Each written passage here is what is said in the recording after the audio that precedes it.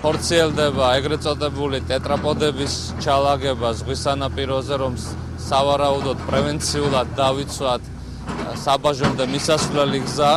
ასევე პარალელურ რეჟიმში ხორციელდება დამცავი ბადის მოწყობა მიმდებარე მთის ტერიტორიებზე, რომ ქვის ჩამონაშალით არ მოხდეს გზაზე მოძრაობის შეფერხება.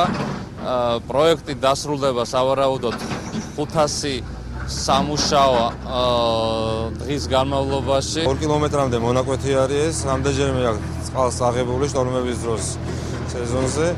სამუშაოების ღირებულება არის დაახლოებით 30 მილიონი ლარის. ეს არის ყველაზე მასშტაბური პროექტი საქართველოს მასშტაბით. სამუშაოები მიმდინარეობს ტემპში და ვადებში იქნება დასრულებული.